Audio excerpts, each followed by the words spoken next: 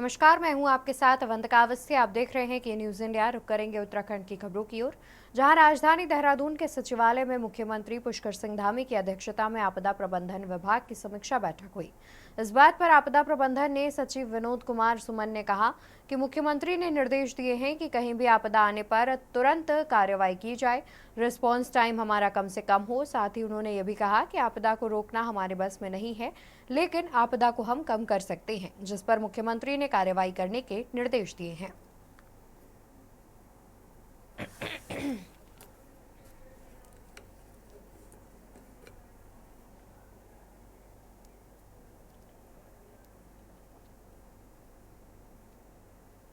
शीघ्र हम मौके पर पहुंचे। आपदा को रोकना हमारे बस में नहीं है, लेकिन आपदा को कम करने का कर सकते हैं, उस पर कार्रवाई करने के निर्देश दिए गए हैं। साथ ही साथ जब भी कहीं आपदा आती है, त्वरित गति से राहत बचाव के कार्य कराए जाने हैं, इसके बारे में निर्देश दिया गया।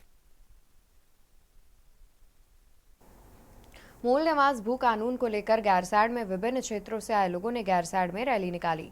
रामलीला मैदान गैरसैंण में वक्ताओं ने मूल निवास 1950 लागू कराने और सशक्त भू कानून को लेकर संबोधन किया। इस रैली को समर्थन देने गणेश गुदियाल भी गैरसैंण पहुंचे।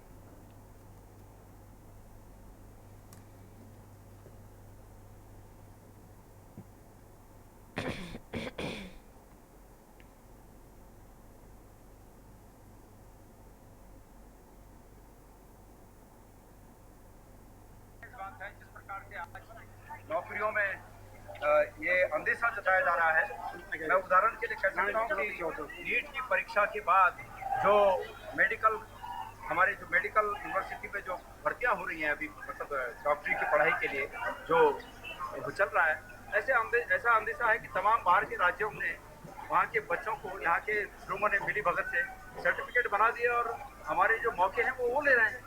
तो निश्चित रूप में इसकी रोकथाम के लिए ये आवश्यक है और इसलिए इस बात को समर्थन देने के लिए मैं यहाँ पर आया। रुड़की तहसील परिसर में ज्वाइंट मजिस्ट्रेट कार्यालय के बाहर पिछले 5 दिनों से 27 तारीख से बेलड़ा निवासी ग्रामीण इरशाद ग्राम प्रधान के खिलाफ आरोप लगाकर भूख हड़ताल पर बैठे थे।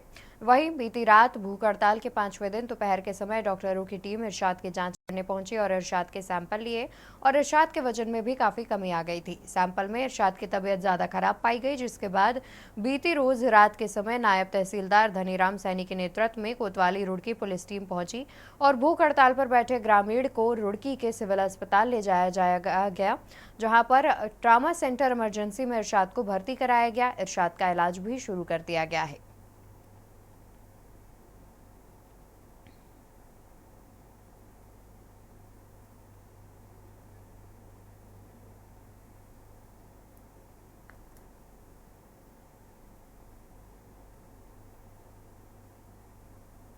कहना क्या, इनको डॉक्टर को दिखाना।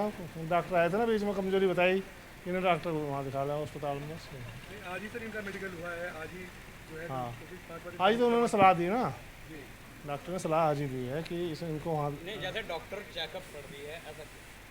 हाँ, तो उन्होंने सलाह दी कि भाई इनको वहाँ ले जाओ अस्पताल में। तो ये कहीं ऐसा तो नहीं कि धरना खत्म करवाने की कोई धरना खत्म कर तो फिर आके बैठ जाओ उनमें क्या, जब ठीक हो जाएंगे। अब ठीक नहीं रहने फिर क्या बैठ जाएंगे। इतनी तो नहीं है, लेकिन मेरे तो 2 कंधों में दर्द है, इतना तो मुझे महसूस नहीं था। लेकिन दोपहर डॉक्टर आए थे, सैंपल ले गए थे, तो भाई साहब बता रहे तबीयत में गड़बड़ है, तो हो सकता होगी भाई, मुझे तो पता नहीं, मैं कोई डॉक्टर थोड़ा ही हूँ। तो बेहतर ही होगा जो ही कर रहे भाई। हाँ भाई, जब डॉक्टर साहब लेने आए तो जाना पड़ेगा भाई। और इससे नहीं, जो मान लो अगर ज़्यादा हो तो जैसे जब वो होगा, नहीं अगर ठीक है तो फिर मैं लौट कर जाऊँगा। बराबर रहेगी भाई, भूख हड़ताल में बराबर रहेगी। भूख हड़ताल नहीं तोड़ूंगा, चाहे मेरी जान चली जाए। 2 सितंबर से शुरू होने जा रहे भारतीय जनता पार्टी के महासदस्यता अभियान को लेकर विकासनगर में भाजपा के संयुक्त मोर्चा की कार्यशाला का आयोजन किया गया, जिसमें आपदा प्रबंधन मंत्री डॉक्टर विनय रोहेला और ओबीसी मोर्चा के प्रदेश अध्यक्ष राकेश गिरी ने बतौर मुख्य अतिथि शिरकत की। इस दौरान पार्टी पदाधिकारियों ने 2 सितंबर से शुरू होने जा रही भाजपा की महासदस्यता अभियान की तैयारियों पर कार्यकर्ताओं से चर्चा करते हुए उनके इस अभियान को बूथ स्तर पर मजबूत बनाने का आह्वान किया। जहां डॉक्टर विनय रोहेला और राकेश गिरी ने कार्यक्रम की रूपरेखा के बारे में जानकारी दी और कहा कि शुरू होने जा रहे इस महासदस्यता अभियान की शुरुआत देश के प्रधानमंत्री मोदी करेंगे और उसके बाद अन्य लोग इसमें प्रतिभाग करेंगे।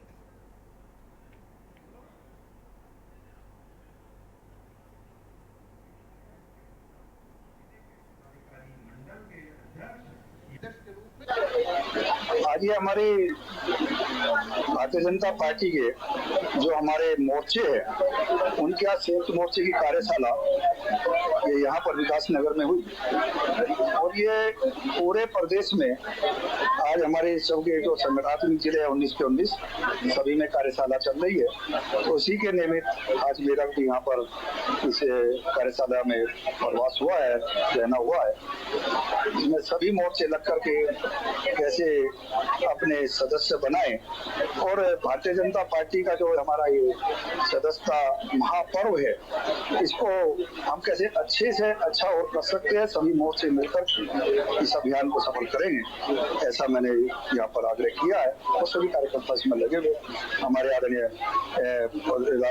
माननीय प्रधानमंत्री जी कल सदस्य बनेंगे और उसके बाद ये कार्यक्रम सुचारू रूप से शुरू हो जाएगा। फिर परसों हमारे 3 तारीख को हमारे यहाँ के युवा मुख्यमंत्री आदरणीय पुष्कर सिंह धामी जी सदस्यता ग्रहण करेंगे और सदस्यता ग्रहण करने के बाद फिर सभी हमारे जितने भी मंत्री है, विधायक है, सांसद है, ये लोग भी अपनी सदस्यता ग्रहण करेंगे। आदरणीय जिलाध्यक्ष जी और अपने मुख्य अतिथि आदरणीय गिरी जी के संयोजन में मुख्य वक्ता के रूप में यहाँ पे सदस्यता अभियान की कार्यशाला सभी संयुक्त मोर्चों की संपन्न हुई है। इसी कार्यशाला के अंतर्गत कल यानी कि 2 तारीख को माननीय प्रधानमंत्री जी को सदस्यता देकर आदरणीय राष्ट्रीय अध्यक्ष जी जेपी नड्डा जी इस अभियान को शुरुआत करने वाले हैं, जो कि पूरे देश के अंदर चलेगा।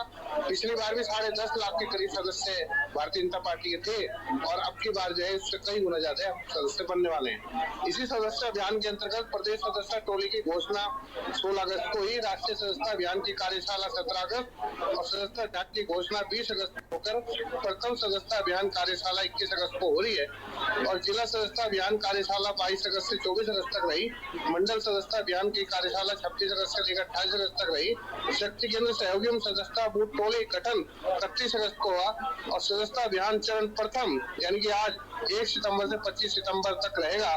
फिर अभियान 1 अक्टूबर से लेकर 15 अक्टूबर तक रहेगा। सक्रिय सदस्यता परीक्षा समिति की घोषणा 1 अक्टूबर को होगी और सक्रिय सदस्यता अभियान 16 अक्टूबर से 31 अक्टूबर तक होकर 1 नवंबर से 10 नवंबर तक प्राथमिक सदस्य सक्रिय सदस्यता का रजिस्टर तैयार किया जाएगा।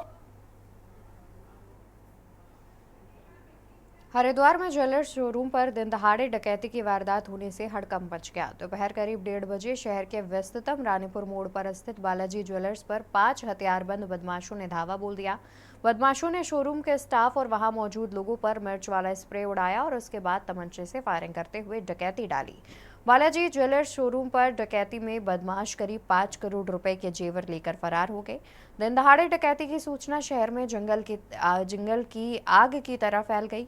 सूचना पाते ही पुलिस के आला अधिकारी मौके पर पहुंचे, जांच पड़ताल शुरू की।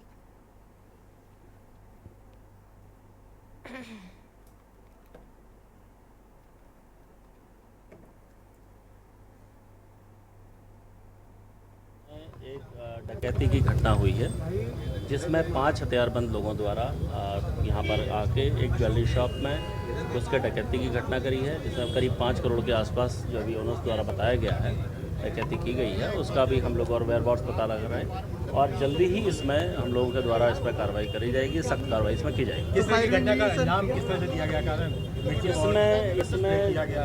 इसमें 5 लोग, एक स्कूटी और एक मोटरसाइकिल में आते हुए दिखाई दे रहे हैं और इसमें हम लोग जल्दी ही इसमें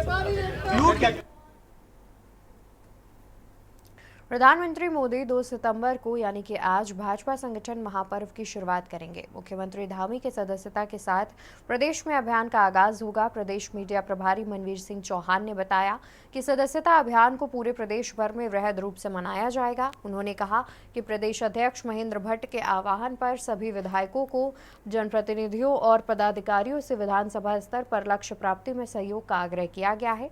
वहीं 4 सितंबर से जिलेवार अभियान को आगे बढ़ाने के साथ पहले 15 दिन घर घर संपर्क किया जाएगा।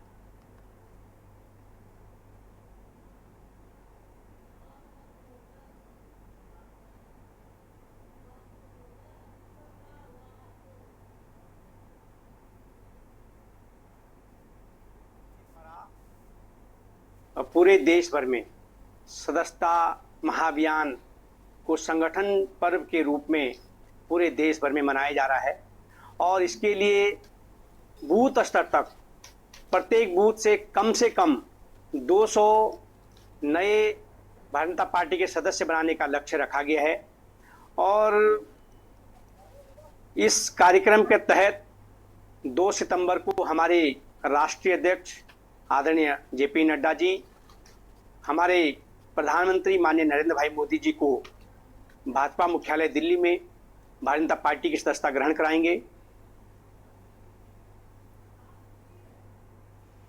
पौड़ी के स्थानीय लोगों ने ग्रामीण और शहरी क्षेत्र में बड़ी संख्या में घूम रहे फेरी वालों के सत्यापन की मांग उठाई है। इस दौरान वरिष्ठ पुलिस अधीक्षक लोकेश्वर सिंह से मुलाकात करते हुए राज्य आंदोलनकारी दिनेश सिंह बिष्ट, नितिन ठाकुर, राजकुमार रावत, सुरेश चंद्र चमोली, सरजीत तोमर और नरेंद्र प्रसाद टमटा आदि ने ज्ञापन सौंपा। इस दौरान उन्होंने कहा कि नगर पालिका क्षेत्र के अंतर्गत धारा रोड से लोअर बाजार जाने वाले मार्ग पर निजी वाहनों द्वारा पूरा रास्ता घेर लिया जाता है, जिससे पैदल चलने वालों की भारी दिक्कतों का सामना करना पड़ता है और भवन निर्माण करने वालों को भी भवन सामग्री उतारने में असुविधा होती है। बताया कि इसके साथ ही ग्रामीण और शहरी क्षेत्रों में बड़ी संख्या में फेरी वाले घूम रहे हैं। फेरी वाले न केवल स्थानीय व्यापारियों के व्यवसाय को प्रभावित कर रहे हैं, बल्कि बाहर फेरी वालों के सत्यापन न होने के कारण ग्रामीण और शहरी क्षेत्र में रेकीकरण, नकबजनी, उठाईगिरी और महिला अपराध जैसे कार्यों का खतरा भी बना रहता है।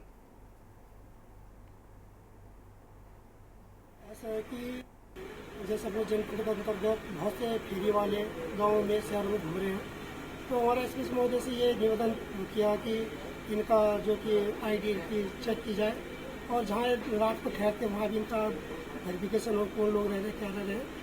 और इस पर एसपी महोदय ने जो हमें तो आश्वासन दिया, उन्होंने सकारात्मक संकेत दिए और मुझे लगा कि आशा विश्वास है कि वो उस पर निश्चित रूप से कार्रवाई करेंगे। जिस प्रकार से उन्होंने हमें हमारे साथ में ट्रीट किया और जिस प्रकार से उन्होंने हमें आश्वासन दिया, तो लगता है उसमें कार्रवाई निश्चित रूप से होगी। दूसरा ये था कि हमारा एक यहाँ पे जैसे कि कुछ जगह मार्ग बने हैं, लोग अपनी गाड़ियों का अवैध रूप से पार्किंग कर देते हैं। तो इस संबंध में हमने एसपी महोदय से कहा कि उन वहाँ पे लगातार पार्किंग पर लगाए। देखिए, कुछ लोग हमारे से आज मिलने आए थे, उनके कुछ कंसर्न थे कस्बे को लेकर। उसमें उन्होंने कुछ सवाल हमारे को सजेशन भी दिए हैं कि जो बाहरी लोग आ रहे हैं उनका एक तो सत्यापन होता है और साथ ही साथ जो कई लोग ऐसे हैं जो कि रात्रि में वाहनों से आ रहे हैं, उनकी चेकिंग हमारे द्वारा की जाए। और इसके साथ साथ कुछ शहर के आसपास के क्षेत्र में जहाँ पे कुछ युवा नशे का सेवन करते हैं, तो इस प्रकार के कदम उनके थे जो हम लोगों ने नोट किए हैं और उनके ऊपर हम लोग काम करेंगे।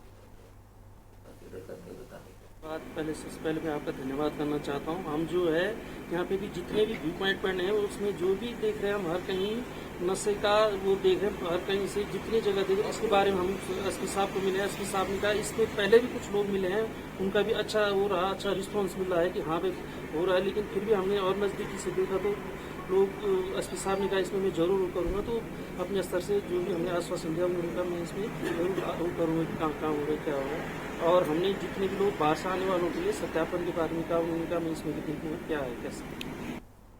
प्रदेश में तीसरी बार निकाय चुनाव न होने के चलते प्रशासकों का कार्यकाल और 3 माह के लिए बढ़ा दिया गया है।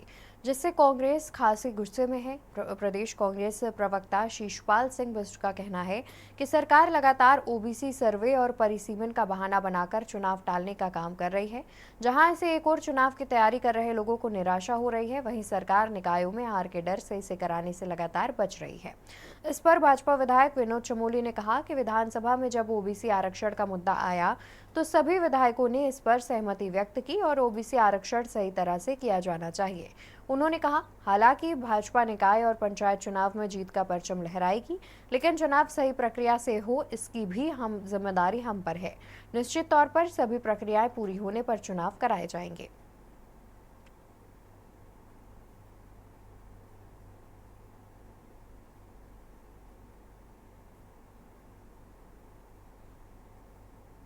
चुनाव से शुरू से ही सरकार भाग रही है और बार बार निकायों में प्रशासकों का कार्यकाल बढ़ाया जा रहा है, जबकि 2 बार माननीय हाईकोर्ट में हलफनामा दाखिल करके सरकार कह चुकी है कि तय समय पर चुनाव होंगे। 9 महीने तक जो है प्रशासक बिठाकर रखेंगे। अब तो चुनाव होने चाहिए थे, लेकिन फिर से जो है प्रशासकों का कार्यकाल बढ़ा दिया गया है। इससे तो जो लोग चुनाव की तैयारी कर रहे हैं उनमें घोर निराशा है और लोकतंत्र का गला घोटने वाली बात है। हम लोग निकाय चुनाव कराना चाहते हैं, हमारी पूरी तैयारियां हैं, लेकिन आनंद फानंद में नहीं कराना चाहते हैं, क्योंकि बहुत सारी चीजें ऐसी हैं जो भी तय होनी बाकी है। आपने देखा होगा कि विधानसभा सत्र के अंदर ओबीसी के सर्वे का मामला आया था और उसमें सभी विधायकों ने आपत्ति जताई थी और सबका ये मानना था कि इसको एक बार दिखवा लिया जाए कि ये जो रैपिड सर्वे हुआ है वो जेन्युइन है कि नहीं है और उसको ठीक प्रकार से लागू किया जाए। उत्तराखंड में निकाय चुनाव पर एक बार फिर असमंजस के बादल मंडराने लगे हैं। धामी सरकार ने एक बार फिर प्रशासकों का कार्यकाल 3 महीने के लिए बढ़ा दिया है। राज्य सरकार के इस फैसले से इस साल निकाय चुनाव हो पाएंगे, इसकी संभावना लगभग खत्म हो चुकी है।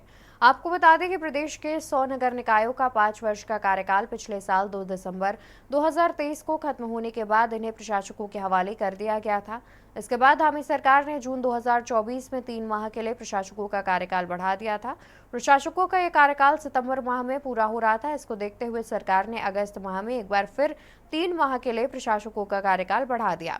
तो वहीं विपक्ष का आरोप है कि सरकार हार के डर से निकाय चुनाव नहीं कराना चाहती, जबकि सरकार का तर्क है कि वो निकाय चुनाव के लिए पूरी तरह से तैयार है। राज्य में निकाय चुनाव के बीच केदारनाथ उपचुनाव भी नजदीक आ रहे हैं, जिसके लिए सभी राजनीतिक दलों ने तैयारी तेज कर दी है। भाजपा की ओर से बड़े स्तर पर सदस्यता अभियान भी चलाया जा रहा है और इसके तहत 3 सितंबर को मुख्यमंत्री पुष्कर सिंह धामी प्रदेश मुख्यालय पहुंचकर पार्टी की सदस्यता लेंगे। इसके बाद विधायक से लेकर पदाधिकारी घर घर जाकर सदस्यता अभियान का आगाज करेंगे। इस पर कांग्रेस का कहना है कि भाजपा को नए सदस्य नहीं मिल रहे हैं, इसलिए मुख्यमंत्री से लेकर प्रधानमंत्री तक को दोबारा पार्टी का सदस्य बनाना पड़ रहा है। सवाल यह है कि एक ओर तो सरकार बार बार प्रशासकों का कार्यकाल बढ़ाकर निकाय चुनाव टाल रही है, तो वहीं दूसरी ओर सदस्यता अभियान भी चला रही है। आखिर बिना चुनाव सदस्यता अभियान का क्या लाभ होगा? देखिए ये रिपोर्ट।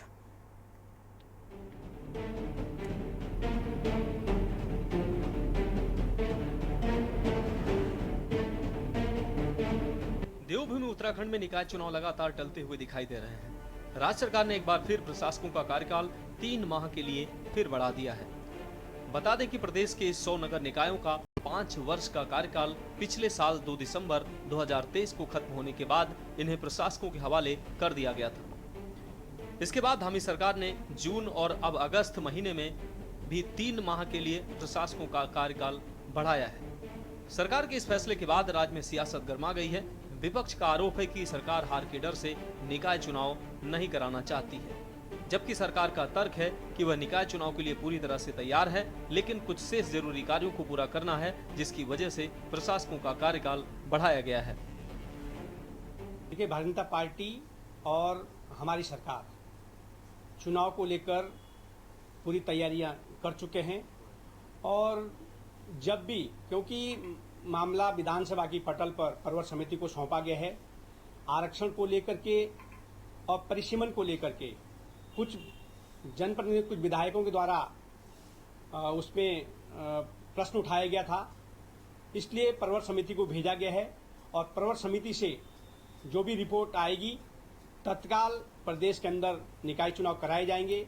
इसके साथ ही मामला न्यायालय में भी विचाराधीन है और कोर्ट का जो भी आदेश होगा उसके लिए सरकार पूरी तरह से तैयार है और भारतीय जनता पार्टी पूर्व की भांति पूरे प्रदेश भर में सभी निकायों पर अपना परचम लहराने वाली है। देखिए, आने वाले निकाय चुनाव हों या केदारनाथ विधानसभा के उपचुनाव हों, उनको लेकर के कांग्रेस पार्टी पहले से ही गंभीर है। जमीनी स्तर पर जो भी बूथ मैनेजमेंट करना है, जो भी प्रकोष्ठों का पुनर्गठन करना है, वो कांग्रेस पार्टी कर चुकी है। और हम तो लगातार सरकार से मांग कर रहे हैं कि समय पे चुनाव होने चाहिए, लेकिन जो है निकाय चुनाव को लेकर के तो सरकार बार बार ही जो है भाग रही है। ये किसी से छुपा हुआ नहीं है। और केदारनाथ के उपचुनाव में जिस तरीके से वहाँ की परिस्थितियां हैं, जिस तरीके से केदारनाथ यात्रा में इस बार अव्यवस्थाएं हुई हैं, जिस तरीके से वहां पर जो है व्यापारियों को संघर्ष करना पड़ा है, वो अपनी किस्तों का भुगतान ही नहीं कर पा रहे हैं, जिस तरीके से वहां पर आपदा के इतने दिनों के बाद भी अभी तक मुआवजे की घोषणा नहीं हुई है, बड़ी जनहानि और धनहानि होने के बावजूद भी वहां की अनदेखी हो रही है। तो इसका खामियाजा निश्चित तौर पर इस चुनाव में भाजपा को भुगतना पड़ेगा और कांग्रेस पार्टी प्रचंड बहुमत से जीत दर्ज करेगी, इसमें कोई शक नहीं है। निश्चित रूप से और दलों के भांति ही उत्तराखंड क्रांति दल भी आगामी आने वाले जो निकाय चुनाव है, नगर निगम चुनाव है, पंचायत चुनाव में, उसमें तैयारी करने में लगा हुआ है। हम लोग बूथ स्तर में अपने संगठन को मजबूत करने में लगे हुए हैं और सभी हमने जो हमारे पदाधिकारी हैं उनको हमने विभिन्न कार्य जो है वो बांट दिए गए हैं, उनको क्षेत्र बांट दिए गए हैं ताकि वो बहुत ही प्रबल तरीके से एक अच्छे विपक्ष की भूमिका हम लोग निभाएं और एक अच्छा अपना जो परफॉर्मेंस है आने वाले निकाय चुनाव में दें। आज देखिए, जहां तक रही बात चुनाव के देरी होने की, तो देखिए वर्तमान सरकार ये मान के चल रही है कि आज की डेट में उनकी परिस्थितियां जो है जब तक उनके अनुकूल नहीं होंगी राजनीतिक रूप से, तब तक वो इस राज्य में निकाय चुनाव नहीं कराने वाले। जिस प्रकार की घटनाएं बढ़ रही हैं, आपदाओं में जिस प्रकार वर्तमान सरकार फेल हुई है, आप देखिए किस तरीके से रस्म अदायगी पूरी की गई, आपके 3 दिन का जो सत्र रखा गया, जिस प्रकार से वहां भी वो सही ढंग से जो सारे के सारे जो प्रस्ताव है पास नहीं करा पाई। ऐसे बहुत से मुद्दे हैं। आप चाहे चारधाम यात्रा का मुद्दा उठा लीजिए, आप चाहे केदारनाथ मंदिर का मुद्दा उठा लीजिए, आप चाहे अभी जो आपदा आ रखी है उसका मुद्दा उठा लीजिए। इन तमाम मुद्दों में कहीं न कहीं पर सरकार घिरी हुई नजर आ रही है और सरकार को लगता है कि निकट भविष्य में जब तक उनको एक अनुकूल परिस्थिति नहीं आ जाएगी, वो इस प्रदेश में चुनाव नहीं कराने वाले, ऐसा हमें प्रतीत होता है। वहीं निकाय चुनाव के बीच राज्य में केदारनाथ का उपचुनाव भी होना है, जिसको जीतने के लिए भाजपा कांग्रेस ने पूरी ताकत लगा रखी है। कांग्रेस हाल ही में उपचुनाव में मिली जीत से उत्साहित है, जबकि भाजपा केदारनाथ उपचुनाव में भारी बहुमत से जीत का दावा कर रही है। उत्तराखंड खबरों में फिलहाल के लिए इतना ही। आप देखते रहिए के न्यूज इंडिया। नमस्कार। आप देख रहे हैं के न्यूज, खबरों का सारथी।